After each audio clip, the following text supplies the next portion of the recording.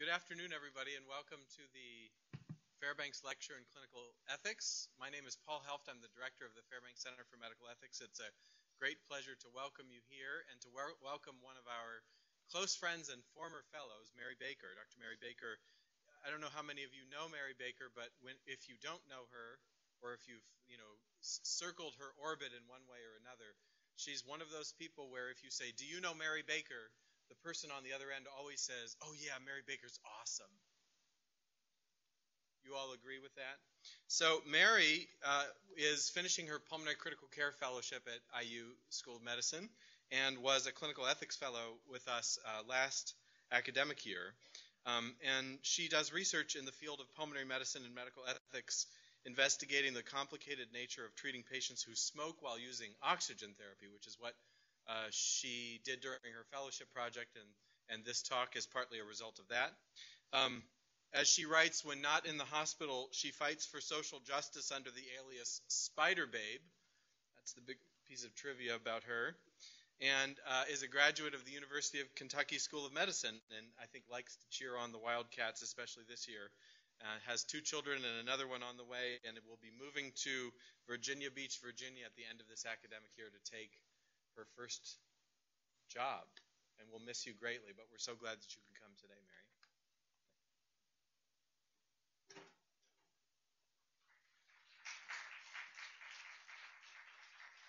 Hello. Not my first job. I was a waitress for years, and a smoker, and all kinds of bad stuff, a big drinker, party girl. I worked on Capitol Hill. I can tell you a lot of dirt. But my first, pulmonary job, which is super exciting. So my topic is, as Paul said, about what to do with people who smoke and use home oxygen. So nobody here deals with smokers, right? Like, we never see smokers who can't quit. And nobody probably has patients who smoke while using their oxygen. Do you guys see that? Or send people home with oxygen? Or prescribe it? Right? So I do, in my clinic, a lot. I prescribe a lot of oxygen. And I often don't even know if the patient is a smoker, or because of the way the system is set up, I forget. And so when they call me and say, "Hey, the HOMO 2 eval that you ordered says they need oxygen, can I write an order?" my answer, in a myriad of pages and phone calls for the day, is yes. When maybe it should be, "Are they still smoking?" Or maybe even before I order the HOMO 2 eval, it should be, "What have we done to get you to quit smoking?" So our topic is smoking and home oxygen, don't get burned, right? You can catch it's funny, thank you. So I have no financial disclosures, nobody's paying me for this. Just a little bit of background. I learned a lot about the history of oxygen, and that could actually be a talk in and of itself. It's fascinating how oxygen came to be and how it came to be used and how we use it today. So it was initially, the first clinical use was actually in the trench warfare of World War I, when they used to give it to the guys after they were exposed to whatever gas, I don't remember, in the First World War, and they would use it to recover them more quickly so they could send them back out into battle. So Alvin Barak read about this history. He was a medical doctor, actually a cardiologist, who knew this history and decided to try it in clinic setting. So he first used it in the hospitals in about 1922. And all of our current guidelines and use and prescription patterns for oxygen come from 2 studies from 1980 and 1981.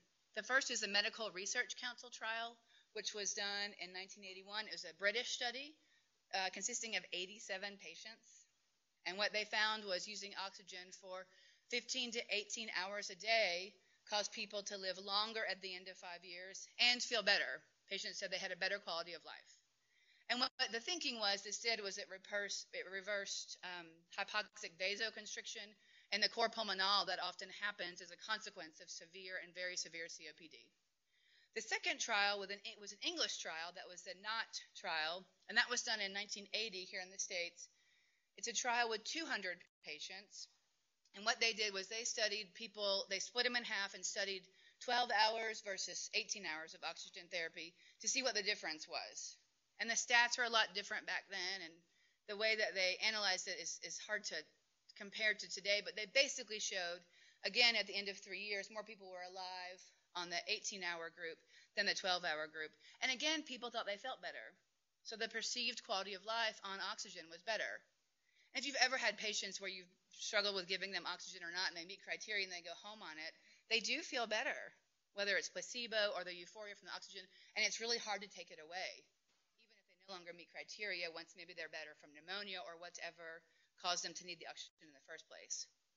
The interesting thing was, aside from decreased mortality and improved quality of life, the interesting thing was back in the 80s, it was still kind of cool to smoke, right? So almost half of the people on the MRC trial in the control arm were smokers, and in the NOT trial, 38% of the of the intervention arm were smokers. So half of the people, let me say that again because I screwed it up, half the people on the MRC arm who had oxygen for 18 hours a day were smokers, and it was still a positive study. And the NOT trial, same thing. 38% of the people in the intervention arm who got the long-term oxygen were smokers, and it was still a positive study. And that's about all we know about whether or not smoking plus oxygen still has a benefit. That's it. So 2 little bitty studies from quite a long time ago. And then I think it's important, we did a retrospective review here in this state, so I just think it's important to take a minute and talk about Indiana and our habits and our smokers and how we do things here, because it's different from other areas of the country where this has been studied, and some of the numbers are a little bit different. So I think if you'll just bear with me. So in this country, 45 million smoking Americans, and 1.1 million people smoke in Indiana. So if you want to be a pulmonologist or an oncologist, this is an excellent place to practice because you have a great amount of job stability, right? So that's 24% of people over 18 smoke in this state. That seems high, and I'm from Kentucky. By state, so according to the CDC in 2012, the prevalence across the country ranged from 10.6 in Utah, which is the lowest, so out west, not surprising, and the highest, the Commonwealth of Kentucky, the prevalence of smoking there is 28.3%. So we're pretty close, right? North Carolina is second. West Virginia is always number 3 and everything. And then again, just in terms of regional demographics, the Midwest, the regionally, is about 26%, and Indiana is the highest by the state in that area. The South is 20%, which surprises me because you think about Virginia, North Carolina, those count as southern states, right? Still low. And the Northeast is 16.5%, and the West is 14.2%. So a big difference across the country in terms of smoking.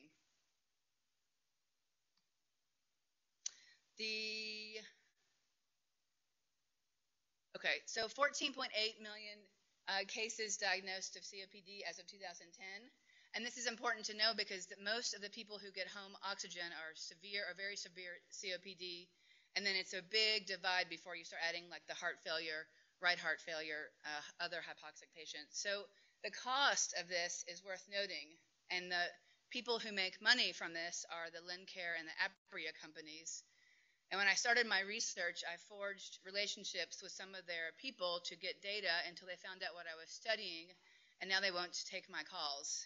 So I didn't mean to threaten them. I just wanted to know, like, how many people in Indiana are on oxygen. I had very simple questions. And they, after about 2 weeks of learning what I was trying to study, stopped trying to answer my questions. So I think that's interesting. There's obviously some financial conflict, right, with these people. And I get we all have to run a business, but come on. So anyway, so 800,000 people as of 2010, we think, in this country on home oxygen therapy. And the annual cost of that is about $1.8 billion. And that's from a 2005 estimate. I've seen some more recent estimates that are about $2.2 billion, but it's a lot, right? It's a lot of money, especially in this new ACA climate. We're trying to figure out where we can cut cost. We have to really think about what we're doing and what we're giving people. And then the estimates from previous studies of this population of patients who smoke while using oxygen is that as many as 22 to 50% of patients who use oxygen at home continue to smoke. I assume there's underreporting. It's a tough question to answer. There's no formal way to answer the question. We at Eskenazi, where I prescribe a lot of oxygen, or the VA, actually the VA does ask, but at Eskenazi we don't ask people who come to the pulmonary lab if they smoke. That would be a simple intervention. So as many as maybe half of the patients who smoke. And then you have to think about, remember the trials were 15 hours and 18 hours. with oxygen. So if you're taking off your oxygen to smoke, how much time per day are you spending? Are you getting the full benefit of the oxygen therapy, even if they remove it when they smoke, right? It gets very complicated. So I think this is a controversial topic, and nobody talks about it. I just went to my clinic as a fellow, and we prescribed it, and Dr. Mark Farber would throw a fit, but everybody else would kind of do it, and that was it. Like, nobody talks about it, but we're all very uncomfortable with it. I'm terrified of my patients that come into the burn unit that have this injury because I'm the prescriber, and I've heard this story among many other internal medicine geriatric prescribers, right? It's a big deal. What we wanted to do was investigate the scope of the problem at our own institution, and luckily we have a giant burn center, which takes patients from all over the state, so we can maybe get some sort of glimpse of what the scope of this problem is like locally. And then we wanted to learn about these people. We wanted to learn the characteristics of these patients who smoke while using oxygen. Are they risk takers? Do they have dementia? You know, what is it that causes somebody? Are they just so addicted they can't quit? They feel better with the oxygen, but they just can't quit. So we wanted to kind of learn the nature of these injuries. So we conducted an epidemiologic study over 6 years from the Wishart/Eskenazi Fairbanks Burn Center from 2008 through 2013. And we studied several different characteristics of our patients. And we also tried to identify the annual incidence of the smoking and oxygen injuries compared to the total burn unit emissions for the year, and see if we could just kind of understand the magnitude of this problem. So if it's 1%, would it be okay? Versus if it's 8% of people, would it not be okay? We didn't know, but we just kind of wanted to see how this bore out when you look at the population from the Fairbanks Burn Center in general. And our results are interesting. What we found, we worked with the burn unit people very closely, and they had a database, and then through our Regenstrief partners, we were able to do more data inquiry. And we found 85 patients over 6 years who came in with either smoking injury or smoking on O2 injury or cigarette injury, you know, diagnoses such as that.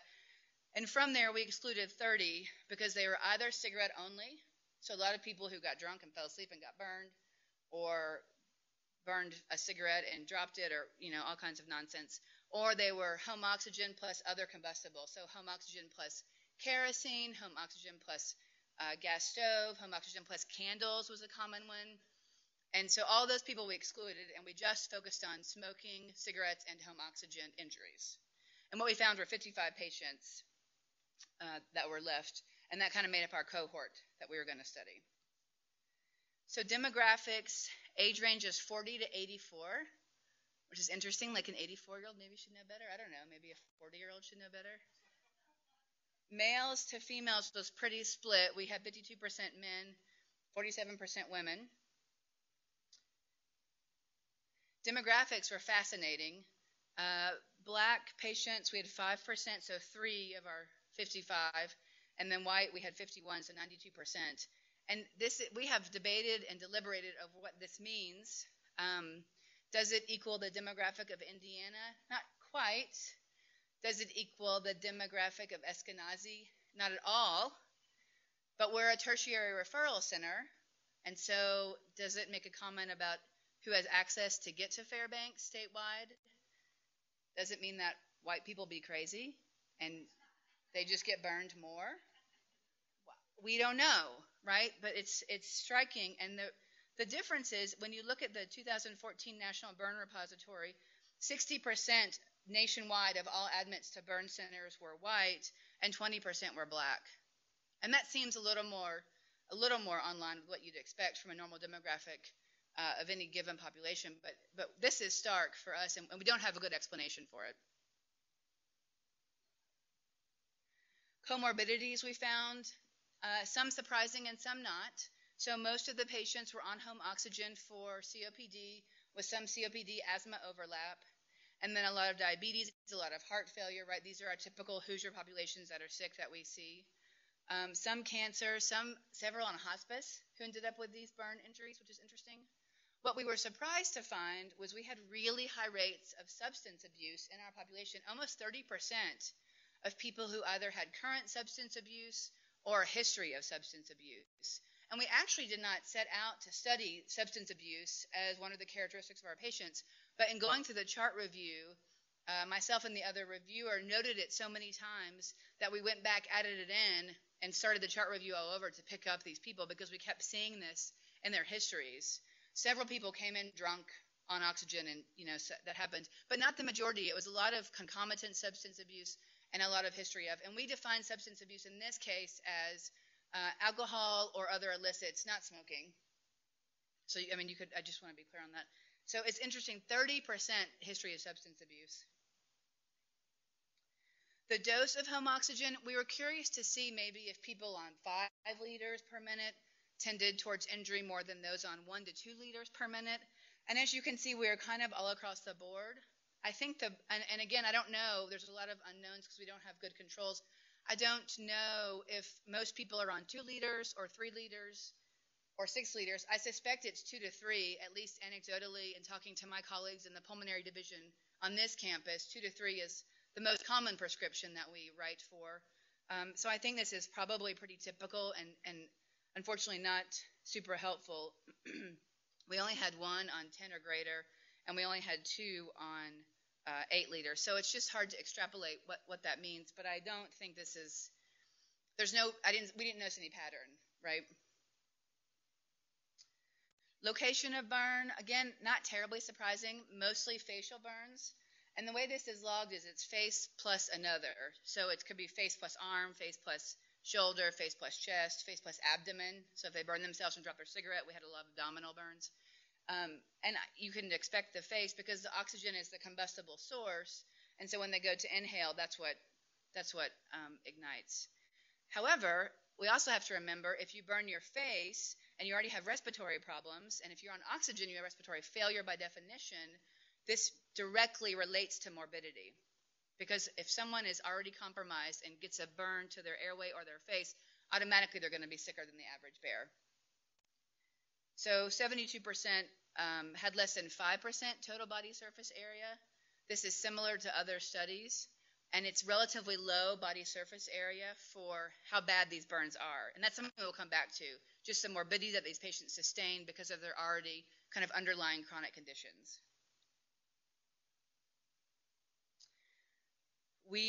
So intubation, half the patients were intubated, 51% of patients were intubated. It's very controversial in the burn community who needs to be intubated and who not.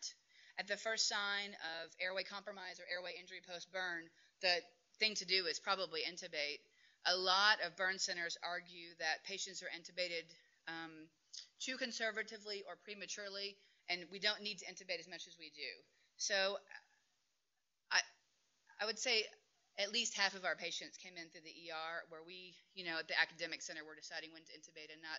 So probably I don't think that plays too much of a role here, but nonetheless, half of our patients were intubated. And then of the intubated patients, anybody who's intubated at the burn center gets a bronchoscopy to evaluate for burn injury, with the supposition that if your facial burn or whatever is enough to merit airway compromise, we need to look in the lungs and make sure there's no burn injury because that dictates how care goes, going forward.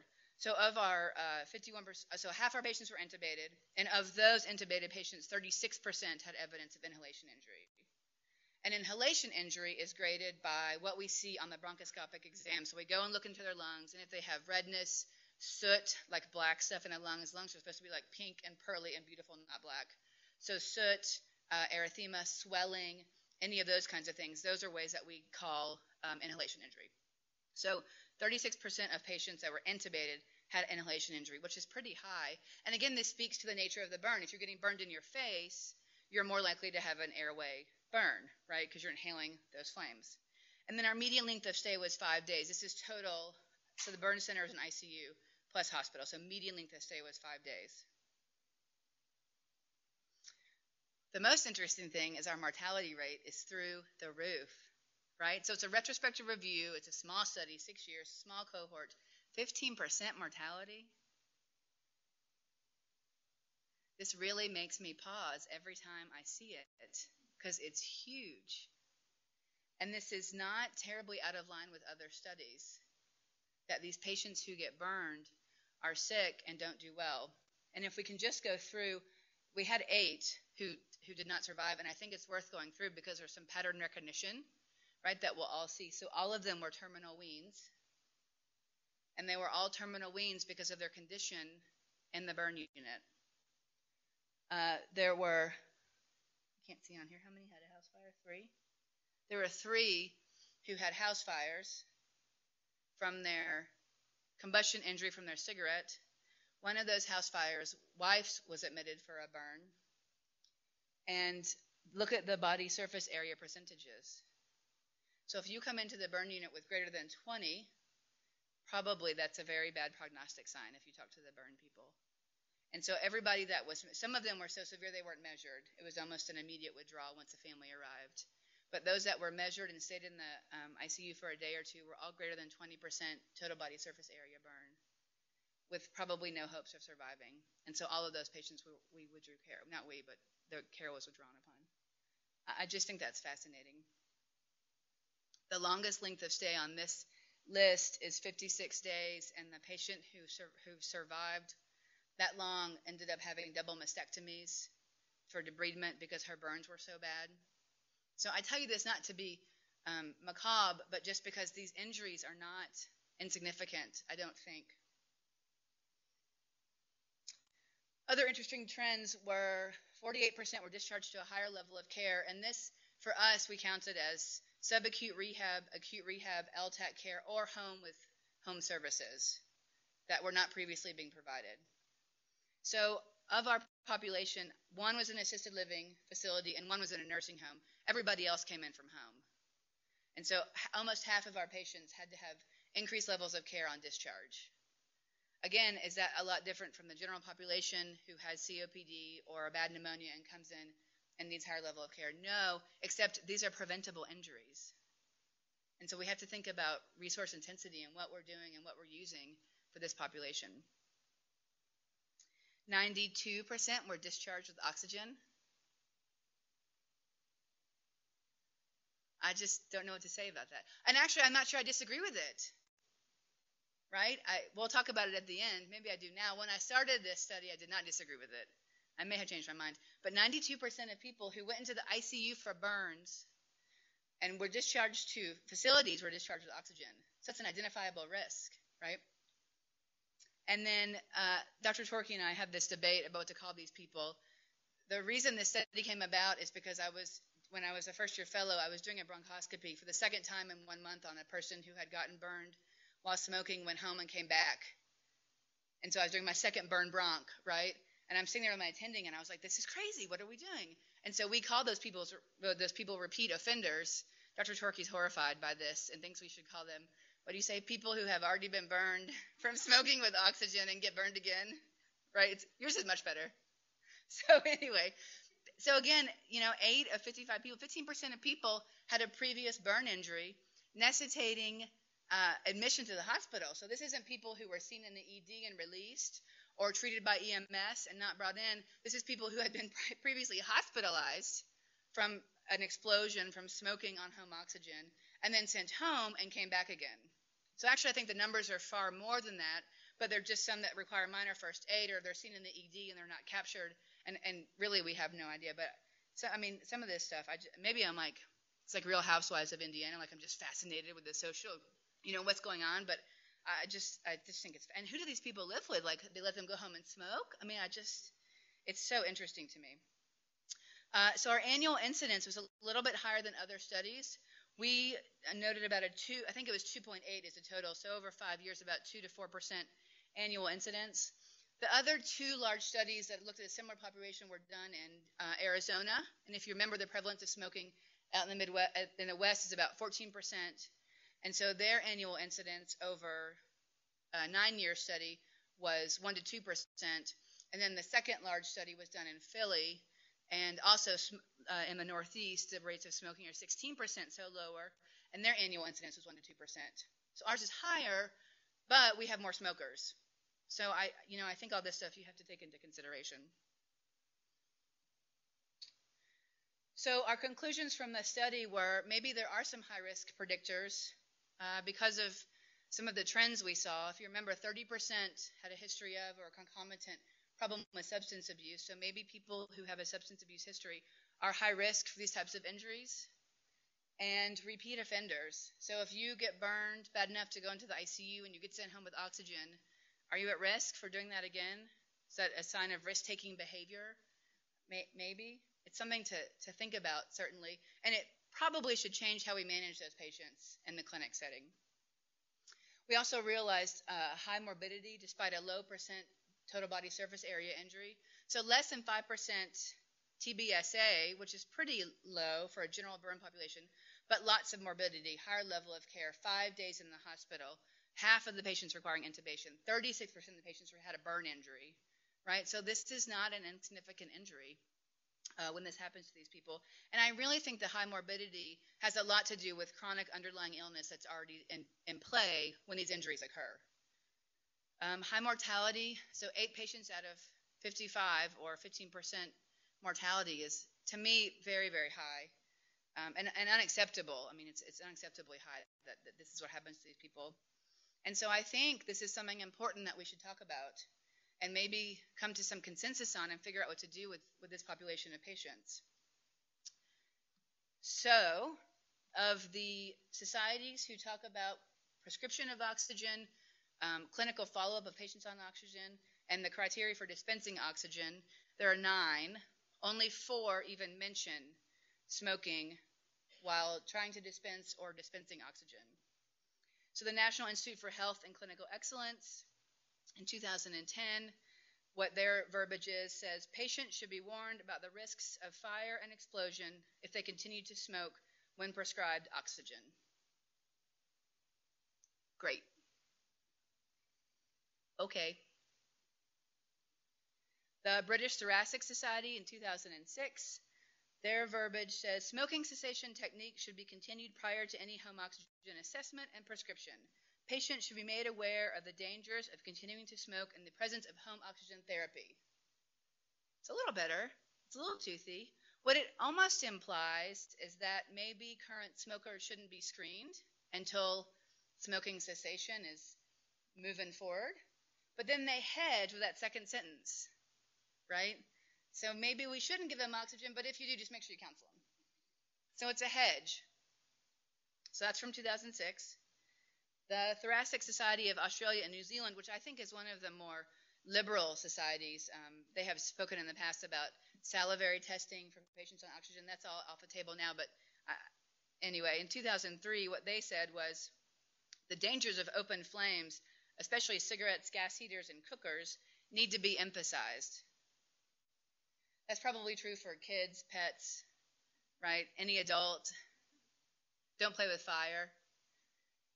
And then finally, the ATS, which is the American Thoracic Society, and kind of our big guideline setter, and one of the big pulmonary and critical care lobbies in this country, in 2004 says the major physical hazards of oxygen therapy are fires or explosions. Most fires are caused by patients lighting cigarettes. Patients, families, and other caregivers must be warned not to smoke near oxygen. So I agree with all of this, but I don't know if it means anything. I don't know what that says, except don't play with fire, right?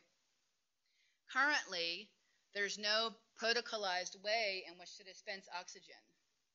And there's no protocolized way to collect info on people who smoke on oxygen or to collect info on people who go home on oxygen for an acute medical problem like pneumonia or a COPD exacerbation and then maybe in follow-up don't need it.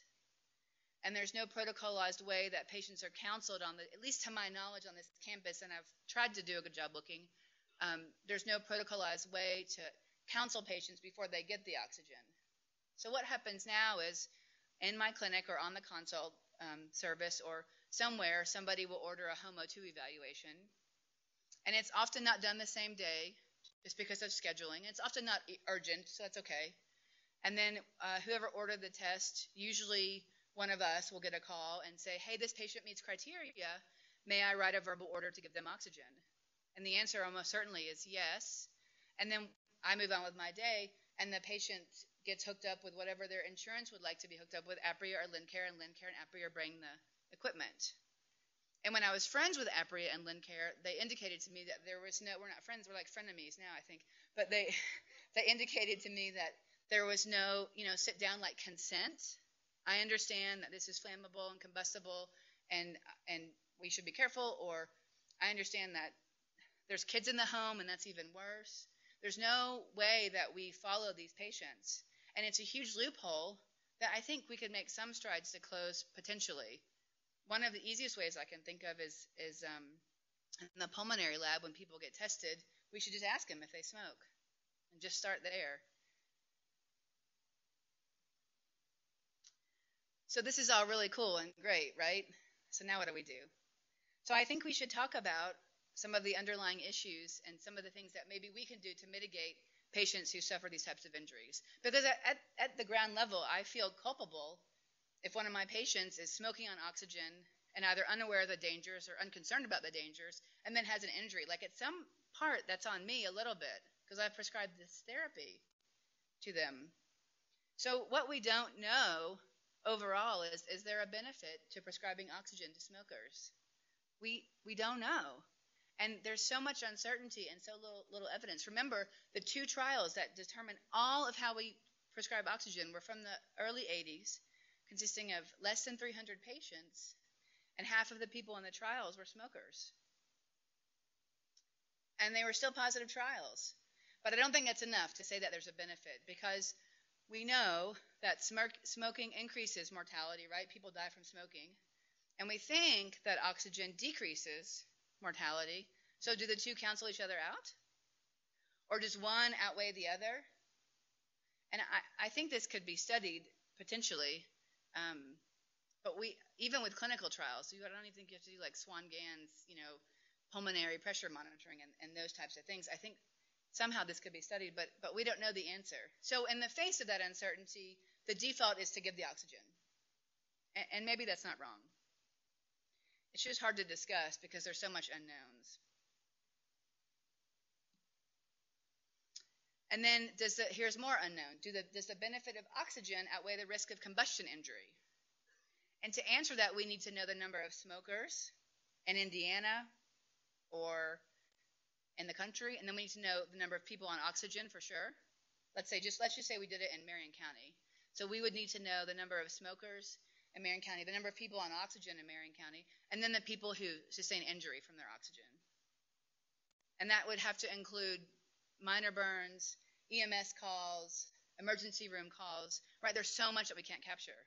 So we captured the really sick ones that were badly injured and made it into the ICU, but there's a lot more to the story, I feel. And we don't know the control, and it's really, I don't know how many people in Marion County smoke. I don't even know the baseline oxygen prescription, right? It's hard to find out. And remember, the estimates are that 25 to 50% of people on oxygen smoke, and this is self-reporting. So you have to think it's higher than that, right? Like, I just drink 2 beers a day, right? Like, you have to think it's higher than that. I mean, we just know that people underreport. Not necessarily maliciously, they just underreport. So we don't know the actual annual amount or incidence of combustion injury, and we don't know how many people there are on oxygen, and we don't know how many people there are who smoke on oxygen. So these are all big problems that we don't know the answers to these questions. And then I think ethically there's a lot to talk about. The number one thing is what's really in the patient's best interest. Oxygen, which may prolong life and improve quality of life, or no oxygen because they continue to smoke. And is that impugning the patient? Because if you think about smoking cessation, we don't do a great job, right? Less than 50% with medical intervention after 6 months are still off the cigarettes. So we don't do a good job. We don't do a good job counseling. There's not time in clinic visits to counsel. We think oxygen decreases mortality. We think smoking increases it. Here again, do they cancel each other out? And who decides? So do I do things in my clinic the same way Dr. Ledger does things in his clinic? The same way Dr. Health does things in his clinic? Or can somebody shop and come to one of us and find who will give the oxygen because they feel better? And they are so addicted, and they were born in 1960 when everybody smoked. Or they were a Vietnam vet, and when they get off the plane, we handed them a carton of cigarettes. Right? Like, there's some societal culpability for this, that we encourage these addictions for a long time, and now we're saying, wait, we were wrong. But this is really hard to quit. And so who decides how to handle this? I really think probably there should be some consensus guidelines that are a little bit more toothy from some of these pulmonary and thoracic, NIH, some of these British societies, and just give some guidance so everybody could at least come on the same page, and then we could start there and see how it goes. Patient autonomy drives me crazy, right? It's always a problem. So patients are allowed to make bad decisions. They are allowed to make decisions we don't agree with. They are allowed to say, I want the oxygen because it makes me feel better, and there's data that will prolong my life and make me feel better, but I can't quit smoking, and I'm very sedentary, and my joy in life is to have 4 cigarettes a day. And that's my choice. And maybe that's okay. There's not really evidence to say this is bad medical decision-making. There's suggestions. It doesn't feel right. It seems like common sense would say don't do this. But there's not evidence to say, no, if you smoke it, actually there's no benefit to oxygen anymore. So we just don't know.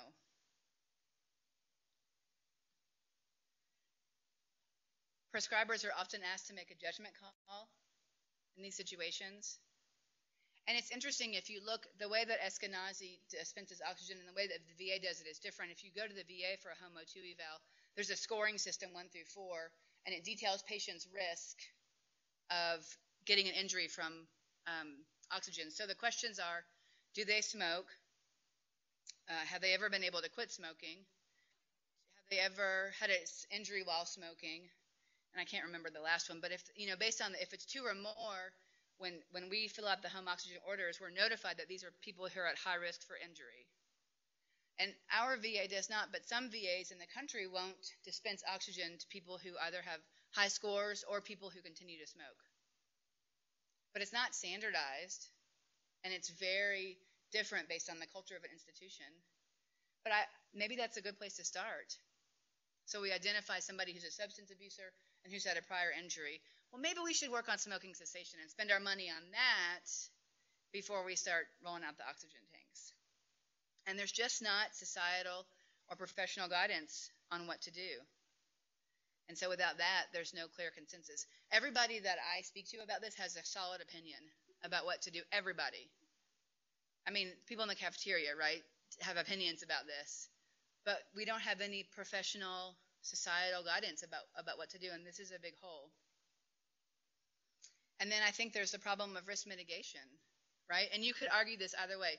Risk of injury from combustion or risk of injury from not having oxygen versus risk of death from combustion or risk of death from continued smoking. So how do you mitigate, how do you navigate these risks? And in a 15-minute clinic visit, right? Ain't nobody got time for that. I mean, this is why I think this is such an interesting topic, because these are really important discussions to have with the patient, but the time to sit down and talk to them about these things is really difficult to find. So are there any good options? I was a little, I will admit, excited about e-cigarettes when they first came out. And they first got popular, right, in the last Super Bowl, and they started the ads. And Jenny McCarthy, who's a noted, renowned medical advice giver, started advertising for blue cigarettes, right? So when Jenny McCarthy started advertising, I was like, sign me up. I used to smoke. This will be great. So actually, so I was thinking e-cigarettes may be a good answer for people who just can't quit. They're end-stage COPD. They're very sedentary. Their joy in life is a cigarette or 2 or 3 a day. Maybe e-cigarettes would be the way to go. It's safer because it's not a combustible cigarette, right? It's an LED battery-operated light. So maybe if we could, and they just take 2 hits and they're done instead of like 20 puffs on a cigarette. So maybe that would be an option, a bridge, right? The tobacco companies would probably fund such an idea, honestly. So I was very excited when these things started coming out. We don't know the dangers. I don't think they're okay. If they help you quit, maybe. We just don't know. There may be a role for them. But then in the last 6 months, I've seen like one guy in Florida who his LED battery exploded in his mouth and he had a bad burn. And then there's somebody in Syracuse. And when I was Googling e-cigarettes injuries 3 days ago, as I was kind of going through this talk, the first thing that popped up is e-cigarette injury attorneys in California. And these are the e-cigarette injury attorney guys. And so, I mean, obviously, maybe this is not the best option. But I will admit, I was hopeful that this could be a compromise for our guys who just can't quit. But I'm not sure that's the right thing to do. I mean, the resolution solution, right? It just makes so much sense. So I guess in conclusion, if you have bared with me for the last 40 minutes, I think we need to do a better job letting people know about the dangers of smoking. And even if we let them know and they ignore us, probably when they come back to clinic, and I've started this in my clinic, are you on oxygen? Do you smoke? Do you take your oxygen off? Who's in the house? Because in our study, we identified several incidences of spouses and kids in the house at the time of injury. Plus, you think about the threat to EMS or people who come in to intervene, right? So I think we need to do a better job of education. I almost think it should be like counseling on weight loss. So over time, we think we can kind of beat people down and they start to make changes. Maybe every time they come in, we ask them about their smoking, their oxygen use, and what are they doing to mitigate risks. And maybe put a little bit more on them to do a better job at home. I think we should improve who we screen for home oxygen and how we screen. And maybe somebody who's really motivated to quit, who's kind of on the borderline, instead of throwing the oxygen tank at them, maybe I should use my Eskenazi resources for Chantix.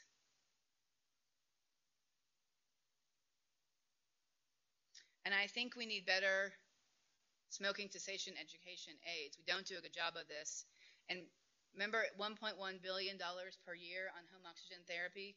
Maybe we should be doing more for smoking cessation counseling and 1-800-QUIT NOW numbers that work and people can get support as they need, or have clinics, or have things in place where we put resources and time into that to get people to stop smoking.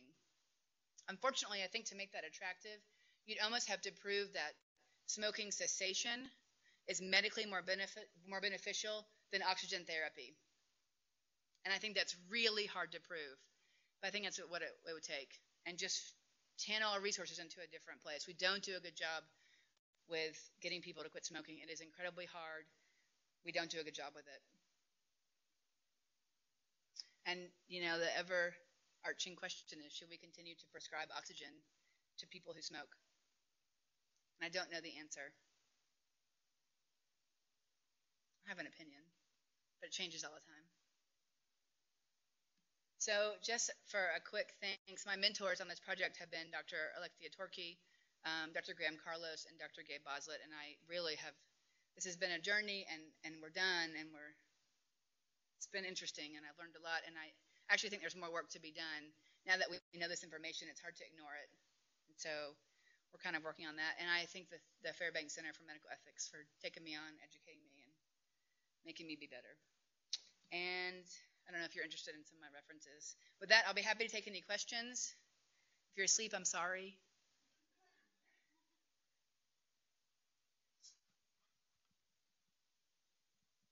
Hi, Mary. Thank you. I found that to be very educational and helpful. I was wondering if you were able to look at or considered depression in correlation with those who had been burned, any depression, either depressive symptoms or mental health, and any kind of look at that. My answer is no. I think that's a great question. When I presented this at the ACP, American College of Chest Physicians in Austin at their national meeting, and several people asked me about that after my presentation. Is there a correlation with depression, and do people smoke, and if we treat depression, is it better?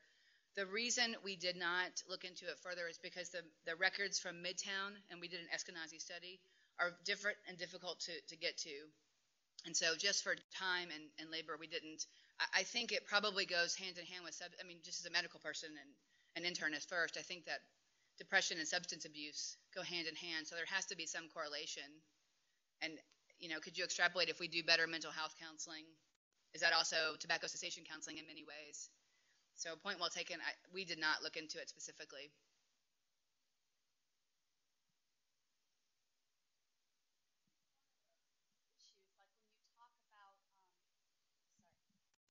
When you talk about educating patients more thoroughly on the risks of oxygen therapy, I think fear is a really short-term motivator. Just like when we see people in the ICU with liver disease from drinking. And how many times do we hear families say, oh, I'm hoping that this has finally put the fear of God in them. And, we have families that try to take pictures of them when they're on the vent until they find out they're not supposed to be taking pictures of patients because they think that's going to make them stop. And I always say to families, well, I wish that it worked that way. And it may help for a short time, but fear is a short-term motivator. So I think probably fear of burning yourself up is a very short-term motivator. It's not going to get at the underlying addiction. Kind of like fear of dying from lung cancer. Right. Right? It's not helpful. Yeah.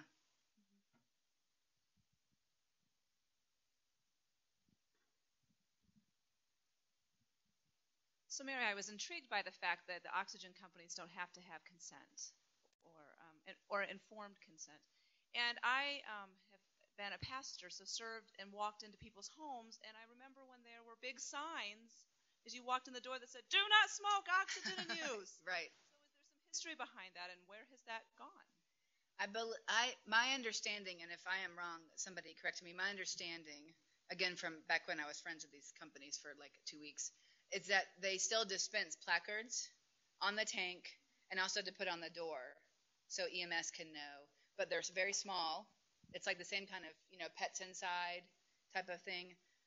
And I don't know I just don't know if they're encouraged to use them or if they're encouraged to post them. I don't know how many they get and can they get more. I don't know the answer to that. Well, I don't know. I have patients in my clinic that smoke on oxygen that I know about, right? And I'm like, okay, they're on 3 liters or 5 liters and they smoke. And I say, are you still smoking? Yeah, you still wearing your oxygen? Do you think I'm stupid? I take my oxygen off. Like, okay, right? But I smoke next to the tank or the neb machine or whatever. So, I don't know. It would be interesting. I wish we could get some sort of way to work with these companies and just get the data and find out more about, how the tanks are actually delivered and dispensed. And my impression is somebody comes and brings it. A family member is often there. If it's somebody in the hospital, the patient's not even there. And they drop it off and leave the tubing and toodaloo, that's it. So, I don't know.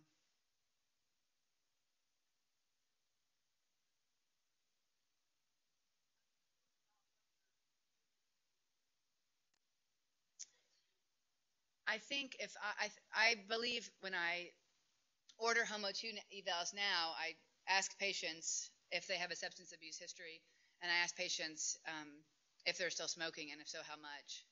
And I pause before I order it, and I may spend 3 months trying to do intervention of smoking cessation. It just depends on how severe their hypoxia is. I don't think we should give oxygen. I don't think people who have a repeat offense should be discharged with oxygen. And I know that's hard and harsh, but I think that's the right thing to do. And I think patients who are high risk should be flagged and maybe brought into clinic a month after oxygen starts, and then 3 months, and then their follow-ups are more intense. But it takes a lot of work in my clinic to get those things done. So that's my guys I think are high risk. I try to follow more, but it's really hard. And if I have somebody I was consulting on who this is their second or third or fourth burn, I would not give them oxygen.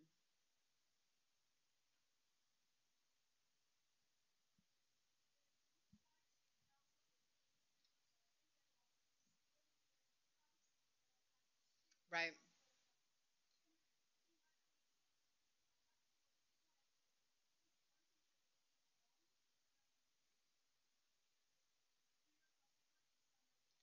Yeah. Yep. So the question was, number one, do I counsel with families? And the second point was maybe fear of hurting a loved one is a bigger motivator than fear of hurting self, right? So my first answer is no, I don't bring in families.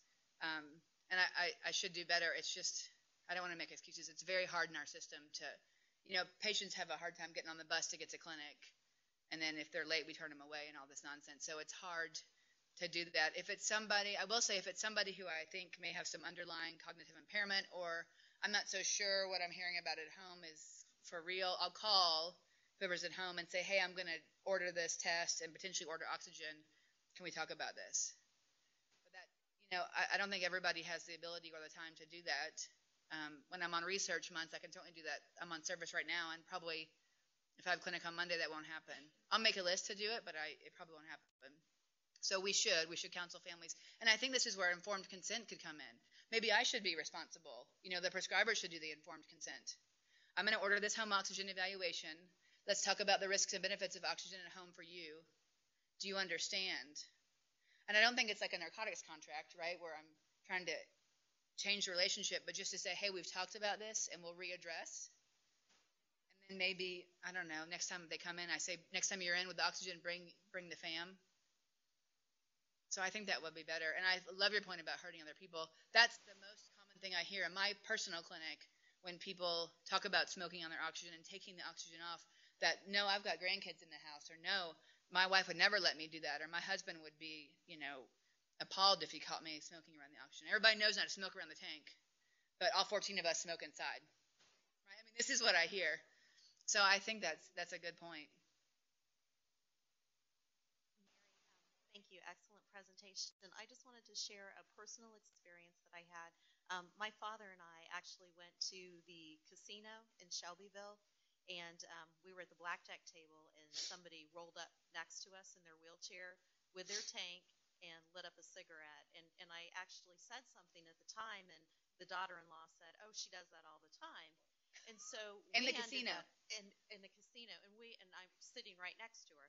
So we ended up leaving, but on the way out, we said something to the guy at the door, and he said, oh, yeah, that's been looked at, but they've never chosen to do anything about it. So I just wonder, do you know if there is anything going on from a legislative standpoint, or is Indiana one of the only states that you can light up that's on your okay? Or I have no idea. I don't know of any legislation about this in conjunction with the smoking bans, but there probably should be.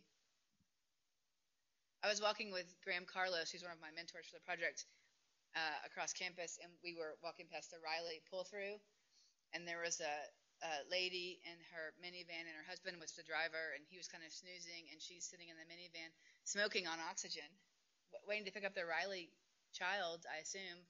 And, Carlos looks over, and he's like, what are you going to do about that? I don't know. What do you say something? I mean, right? I don't know. But you think outside of Riley, like, this is not okay. I mean, with a child waiting to get into the car, right? This is not okay. I didn't say anything. All right. Thank you guys so much.